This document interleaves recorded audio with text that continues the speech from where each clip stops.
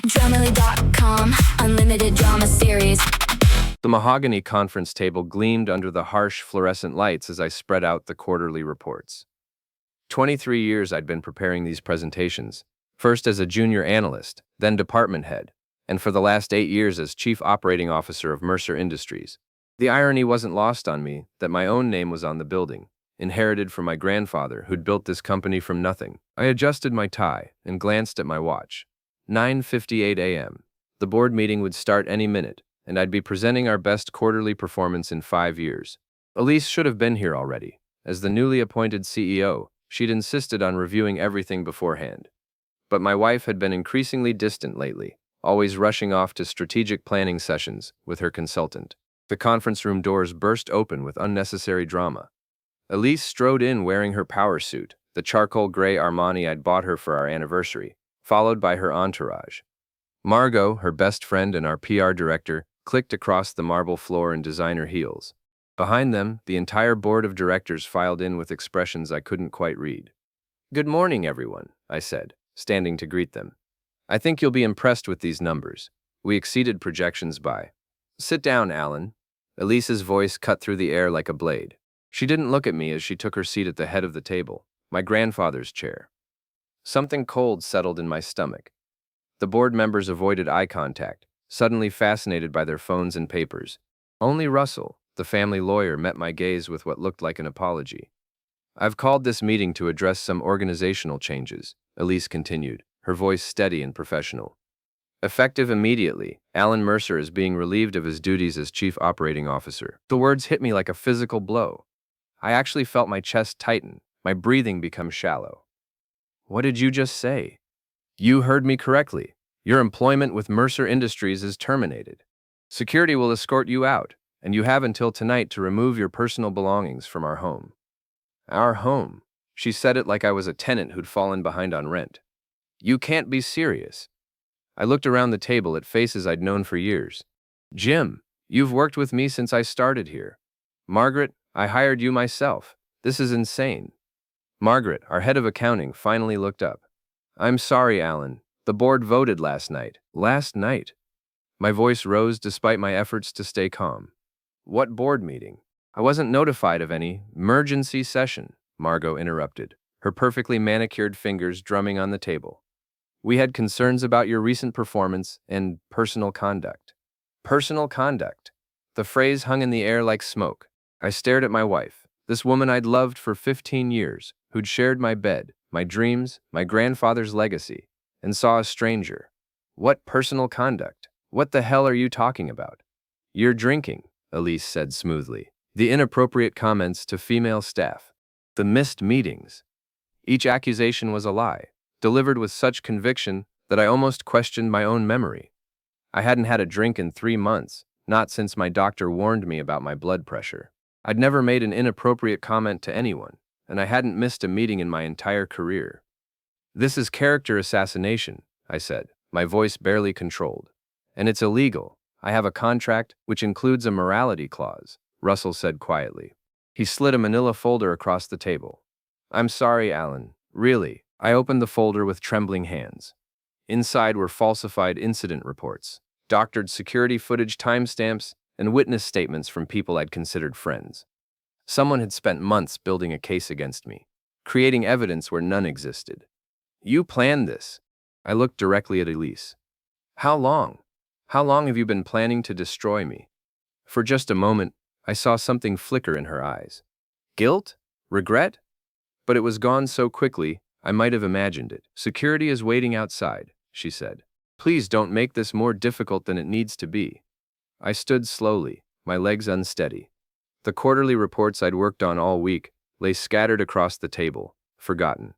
You know what the funny thing is? I actually prepared a presentation about trust today, about how our company's reputation is built on integrity and loyalty. I gathered the papers and dropped them in front of her. "Guess that's your problem now, Mrs. CEO." The security guards, men I'd known for years, who'd always greeted me with smiles and updates about their families, wouldn't meet my eyes as they flanked me. The walk through the office was a blur of whispered conversations and shocked faces. Some of my colleagues looked genuinely surprised. Others seemed to have been expecting this. At my office door, I stopped. 23 years of my life were contained in this room.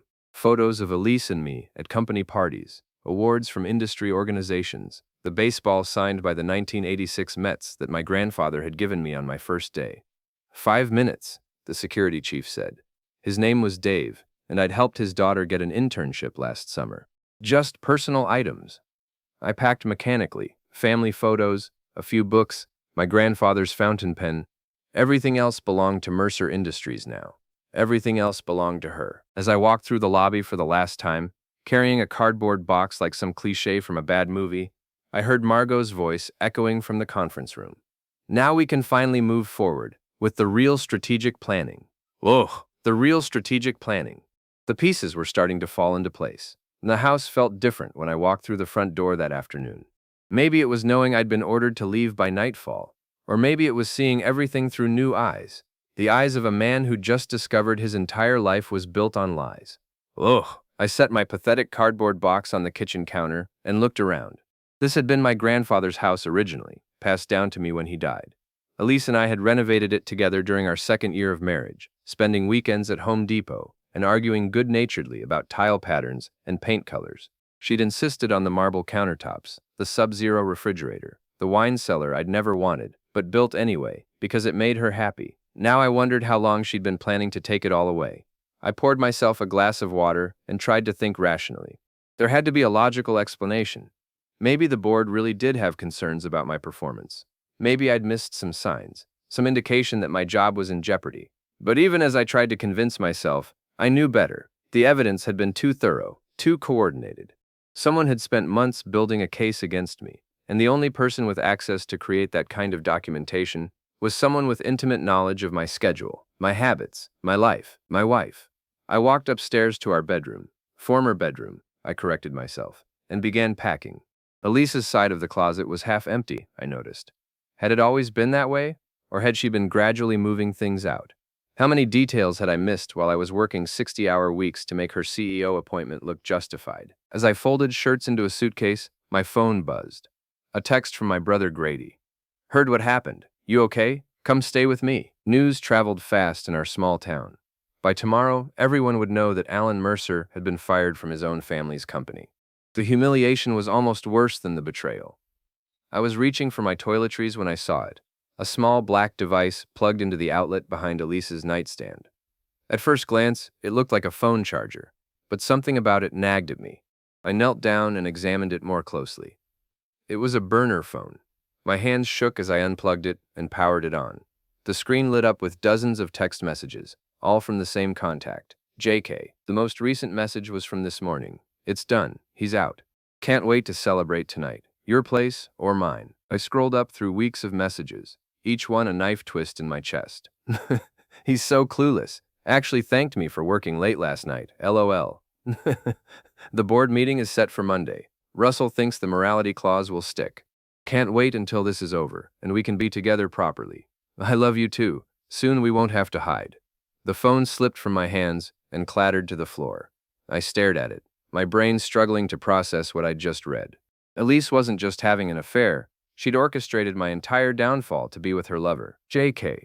The initials were familiar, but I couldn't place them immediately. I picked up the phone again and scrolled through more messages, looking for clues. Joel thinks we should wait another month before making our move. Joel Kincaid, the consultant she'd hired 6 months ago to streamline operations. The pretty boy with perfect teeth and expensive suits who'd been spending an awful lot of time at our company lately. I'd actually liked him, thought he was smart and innovative. We'd had drinks together, talked about business strategy, shared jokes about the challenges of working with strong-willed women. He'd been screwing my wife the entire time. I sat on the edge of the bed, our bed, where I'd been sleeping next to her while she planned my destruction, and laughed. Actually laughed out loud, a harsh sound that echoed off the bedroom walls.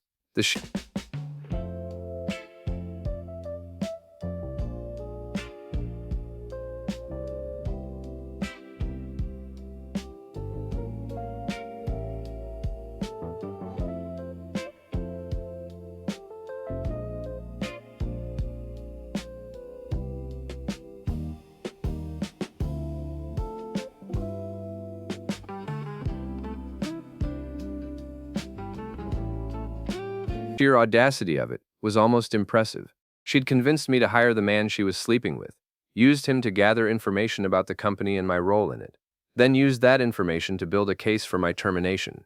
And I'd made it easy for them. Every late night I'd worked, every weekend I'd spent at the office trying to make her transition to CEO smoother.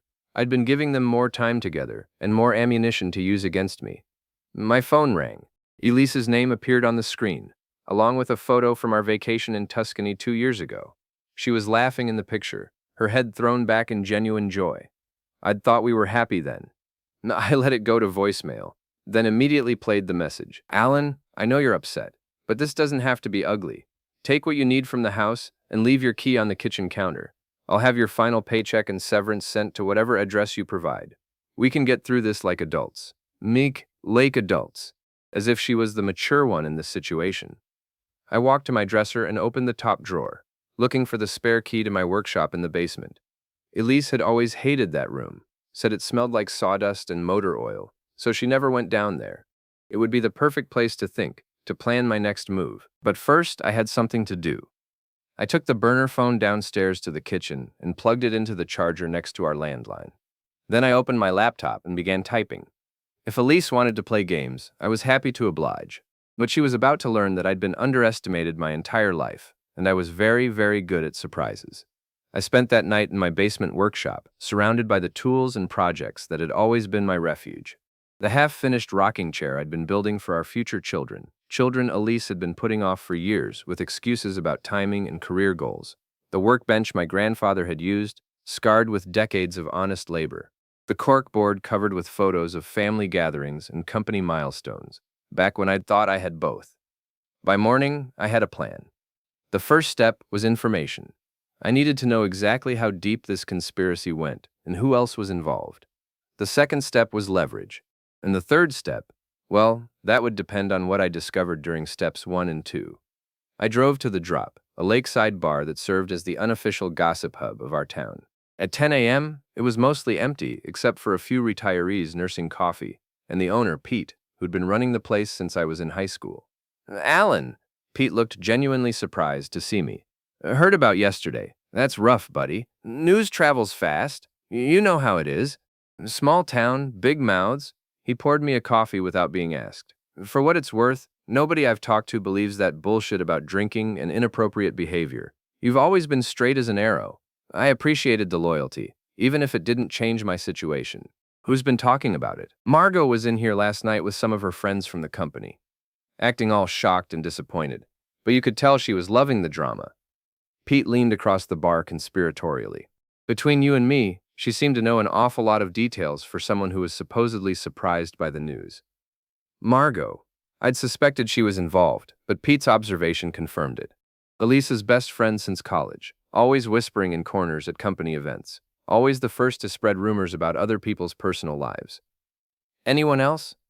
That consultant fellow was here too, Joel something, good-looking guy, expensive suit. He was buying drinks for everyone, acting like he was celebrating something. My grip tightened on the coffee mug. Celebrating what? Didn't say specifically, just kept talking about new opportunities and fresh starts. Pete studied my face. You okay? You look like you want to hit something. I'm fine. I wasn't fine, but Pete didn't need to know that. Actually, I was wondering if Roy was around. Roy Hendricks was a retired police detective who'd started doing private investigation work after his pension kicked in. He spent most afternoons at the Drop, nursing beers and telling stories about the good old days. More importantly, he had connections throughout the county and a reputation for discretion. He'll be in around noon, Pete said. Want me to tell him you're looking for him? Please, tell him I have a job that pays well and requires his particular skills. I spent the rest of the morning driving around town, thinking and planning. By the time I returned to the Drop, Roy was sitting in his usual corner booth, a half-empty Budweiser in front of him. Roy Hendricks looked exactly like Central Casting would order for a retired cop. Gray hair, weathered face, suspicious eyes that missed nothing. He'd been investigating cheating spouses and insurance fraud for 5 years, and his success rate was legendary. Alan Mercer, he said as I approached his table. Pete said you might have work for me. I do. I sat across from him and lowered my voice. I need you to investigate my wife. Roy's expression didn't change. Adultery? Among other things. I have evidence she's been having an affair, but I need to know the full scope. How long it's been going on. Who else knows about it? Whether there are financial irregularities. I paused. And I need it documented in a way that would hold up in court. Court? Roy raised an eyebrow. You thinking divorce? I'm thinking a lot of things, but first I need facts. Roy nodded slowly.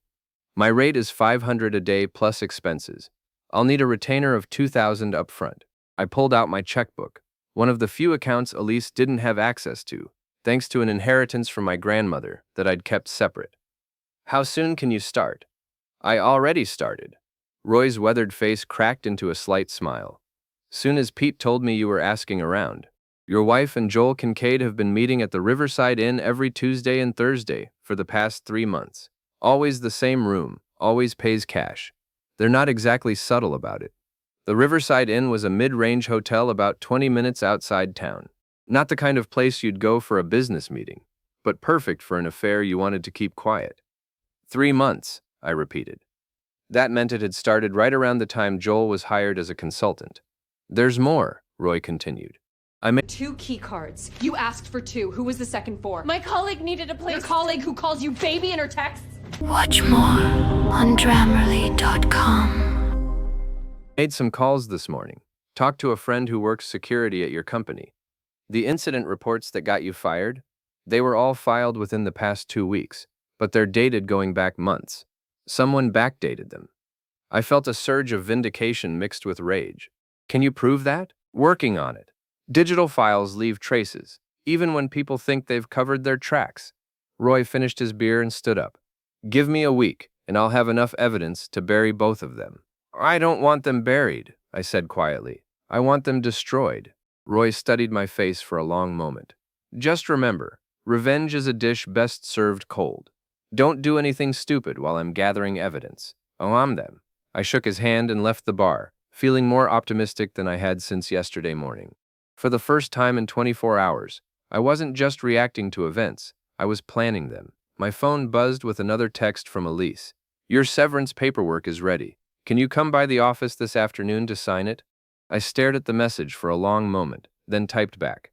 I'll be there at 3 p.m., but I wouldn't be coming to sign anything. I'd be coming to deliver a message of my own. The Mercer Industries lobby felt different when you weren't an employee. The security guards who'd escorted me out yesterday now watched me with professional weariness as I approached the reception desk. I'm here to see Elise Mercer, I told the receptionist, a young woman named Sarah who'd always been friendly before. Now she looked uncomfortable, probably having heard all the rumors about my supposed misconduct. Do you have an appointment? She's expecting me. Sarah made a quick phone call, spoke in hushed tones, then hung up. She'll see you in her office. Her office. The corner office that had belonged to my grandfather, then my father, then me. The office where I'd planned to work until retirement, maybe longer. Now it belonged to the woman who'd betrayed me more thoroughly than I'd thought possible. I took the elevator to the executive floor, noting how conversations stopped when people saw me. Some looked sympathetic, others curious, a few openly hostile. Margot was standing near the coffee machine with 2 other employees, and she actually smirked when she saw me. Alan, she said in a voice dripping with false sympathy, how are you holding up? Better than expected, I replied. Amazing how liberating it can be when you finally see people's true faces. Her smirk faltered slightly, but she recovered quickly. Well, I hope you can move on and find something that's a better fit for your current situation. I smiled at her, the kind of smile that made her take a step backward. Oh, I think I've found exactly what I'm looking for. Elise was waiting in the office doorway, wearing a navy blue dress I'd never seen before. Everything about her looked different. Her hair was styled differently, her makeup more dramatic, even her posture more confident. Success suited her, even if it was built on lies. Thank you for coming, she said formally. Please, sit down. I remained standing and looked around the office. She'd already made changes, moved furniture, replaced the family photos with generic corporate art, removed the small American flag my grandfather had kept on his desk since World War II. Redecorating already? The office needed to reflect new leadership. She sat behind the massive oak desk, trying to project authority. I have your severance paperwork here. It's quite generous, considering the circumstances. She slid a manila folder across the desk. I didn't touch it, considering what circumstances, exactly. Alan, please don't make this harder than it needs to be. We both know there were problems with your performance and behavior. The board made the right decision. The board? I laughed, a sound with no humor in it. You mean your co-conspirators? Her face remained carefully neutral, but I saw her hands tighten slightly on the desk. I don't know what you mean. Of course you don't. I reached into my jacket pocket and pulled out a small digital recorder. I thought you might say that. I pressed play, and her voice filled the office. He's so clueless. Actually thanked me for working late last night. LOL. The color drained from Elise's face. She stared at the recorder like it was a poisonous snake. Where did you get that? From your burner phone. The one you so cleverly hid behind your nightstand. I stopped the recording and put the device back in my pocket. That was just a sample. I have weeks of messages between you and Joel, including detailed discussions about how to frame me for misconduct I never committed. Elise stood up abruptly, her chair rolling backward.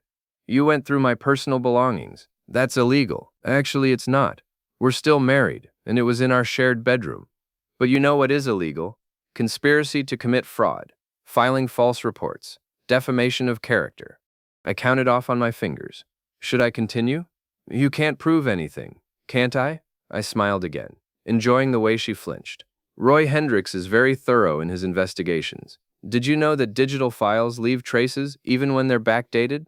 Or that the Riverside Inn keeps detailed records of their cash customers? Now she looked genuinely scared. Good. What do you want? What do I want? I pretended to consider the question. I want my job back. I want a public apology from you and the board. I want Joel Kincaid fired and banned from ever working with this company again. And I want you to resign as CEO, effective immediately. That's insane. I'll never. Then I guess we'll see you in court. I turned toward the door. Oh, and Elise, you might want to call Joel and warn him. Roy's been taking some very interesting photographs at the Riverside Inn. I left her standing behind the desk, her mouth open in shock. In the hallway, I could see employees pretending not to eavesdrop while obviously straining to hear every word. Perfect. The elevator ride down seemed to take forever. When the doors opened in the lobby, Margot was waiting for me. That was quite a performance, she said. But you're forgetting something important. What's that? Nobody's going to believe you over Elise. She's the CEO now, the face of the company. You're just a disgruntled ex-employee with an axe to grind. She stepped closer, lowering her voice. Whatever evidence you think you have, it won't matter. We control the narrative now. I looked at her for a long moment. This woman who'd been in my home countless times, who'd eaten at my table, and pretended to be my friend while plotting my destruction. You know what, Margot? You're absolutely right. Nobody would believe me over Elise. She looked confused by my agreement. But they might believe her over herself. I walked out of the building, leaving her standing in the lobby with a puzzled expression. She'd figure it out soon enough. Back in my car, I pulled out my phone and scrolled through my contacts until I found the number I was looking for. Janet Morrison, investigative reporter for the local newspaper. We'd worked together on several stories about business development in the area, and she'd always struck me as someone who appreciated a good scandal. Janet? It's Alan Mercer. I have a story that might interest you. By Thursday morning, the story was front-page news in the County Herald. Local CEO accused of corporate conspiracy. Janet had done her homework, interviewing former employees who'd witnessed the backdating of documents and confirming details about the Riverside Inn meetings. She'd even managed to get a quote from someone at the hotel describing Elise and Joel's business meetings. I was having coffee at the Drop when Roy walked in with a thick manila envelope under his arm. Morning, Alan. Saw the paper. Nice work. Just getting started. I gestured to the empty chair across from me. Please tell me you have good news in that envelope. Roy sat down and opened the envelope carefully. Better than good. I've got photographs, hotel receipts, phone records, and something even more interesting. He pulled out a bank statement. Your wife has been moving money. I studied the document. It showed transfers from our joint business account to a private account I'd never seen before, dating back 4 months. Small amounts at first, then increasingly larger sums. How much total? Just over $200,000. All transferred to an account in the Cayman Islands, jointly held by Elise Mercer and Joel Kincaid. The betrayal kept getting deeper. Not only had she destroyed my career and reputation, she'd been stealing from the company to fund her new life with her lover. This is embezzlement, I said. Gets better. I traced some of the money. They've been using it to rent a penthouse apartment in the city, about an hour from here. Lease is in both their names, started 3 months ago. So while I'd been working late to prepare her for the CEO role, she'd been setting up house with Joel. The apartment would have been their love nest, their secret hideaway, where they could play house while planning my downfall. I want to see it. Roy raised an eyebrow. Not sure that's a good idea. You're angry, and angry people make mistakes. I'm not going to do anything stupid. I just want to see where my money went. He studied my face for a moment, then nodded. Okay, but I'm coming with you. We drove to the city in Roy's unmarked sedan, a nondescript gray car that could blend in anywhere. The apartment building was in the trendy district downtown, all glass and steel with a doorman and valet parking. The kind of place that screamed money and sophistication. Penthouse level, Roy said as we parked across the street. Corner unit with a view of the river. I stared up at the building, calculating the monthly rent. At least $5,000, probably more. Money that had come from our company, from the business my grandfather had built with his own hands. They're not there now, Roy continued. I've been watching the place. Elise is at the office, and Joel's car is parked at his regular apartment across town. So they're still keeping up appearances. For now. But according to my source at the hotel, they've been talking about making their relationship public soon. Probably waiting for the dust to settle from your termination. We sat in silence for a few minutes, watching the building. A few well-dressed residents came and went, the kind of people who belonged in a place like this. The kind of people Elise had always wanted us to be. My phone rang. The caller ID showed my brother Grady's name. Hey, Grady. Alan, where are you? I've been trying to reach you all morning. In the city with Roy. Why? Because Elise just called me. She's looking for you, says it's urgent. I glanced at Roy, who was listening to my side of the conversation with interest. What did you tell her? That I hadn't heard from you. But she seemed really upset, more than just angry. She sounded scared. Scared was good. Scared meant my message was getting through. Did she say what she wanted? Something about needing to talk to you before you do something you'll regret. She mentioned lawyers and lawsuits and a bunch of other stuff I didn't really follow. Thanks for the heads up. I'll call you later. I hung up and turned to Roy. She's rattled. Good. Rattled people make mistakes. He started the car. But we should head back. I don't want to give her any ammunition to use against you. As we drove back toward town, I thought about Elise's call to Grady.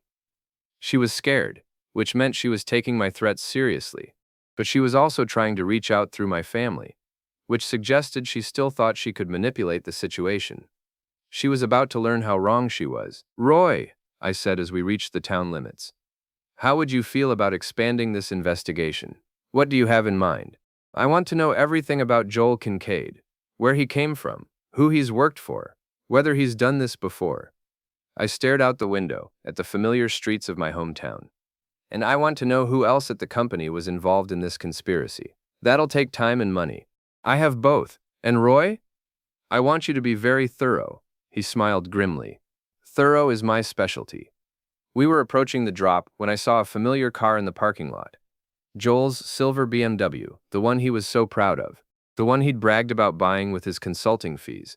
Fees that were really just a cover for stealing my wife and my company. Pull over, I told Roy. Alan, don't do anything. I'm not going to hurt him. I just want to have a conversation. Roy parked at the far end of the lot, and we walked toward the bar. Through the windows, I could see Joel sitting at a table with 2 other men I didn't recognize.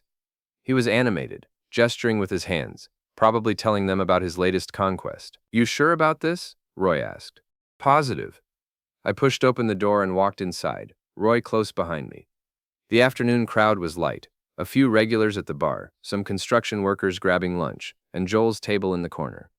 Joel saw me immediately. His face went pale, and he half rose from his chair before thinking better of it. Alan, he said, trying to sound casual.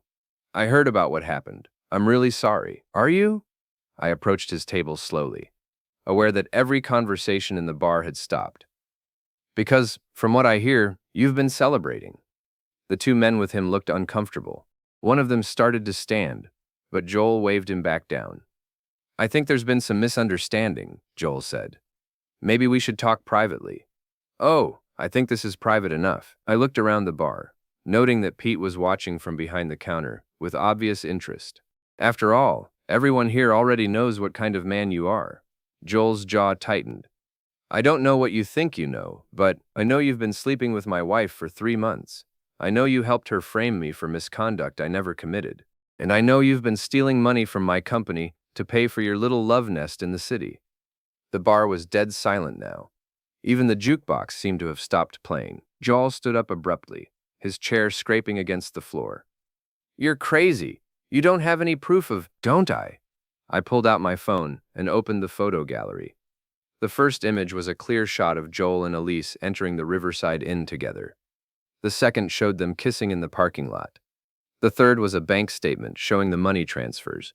Roy's very good with a camera, I said conversationally, and he has excellent contacts at financial institutions. Joel lunged toward me, but Roy stepped between us with the fluid motion of someone who'd broken up more than his share of bar fights. I wouldn't, Roy said quietly. Not unless you want to add assault charges to your other problems. Joel's friends were already heading for the door, clearly wanting no part of whatever was happening. Joel looked around the bar, seeing the faces of people who had spread this story throughout the town within hours. This isn't over, he said. You're right, I replied. It's just getting started. He stormed out of the bar, leaving the door open behind him. Through the window, I watched him get into his BMW and speed out of the parking lot with a squeal of tires. Pete walked over with a beer I hadn't ordered. On the house, he said. That was better than cable TV. I accepted the beer and took a long drink. Around the bar, conversations were slowly resuming, but I could feel the glances and hear the whispered discussions. By tonight, everyone in town would know that Joel Kincaid was sleeping with Elise Mercer and stealing from the company. My phone buzzed with a text message. Elise. We need to talk, now. I showed the message to Roy, who grinned. Told you rattled people make mistakes. What kind of mistakes? The kind where they do exactly what you want them to do.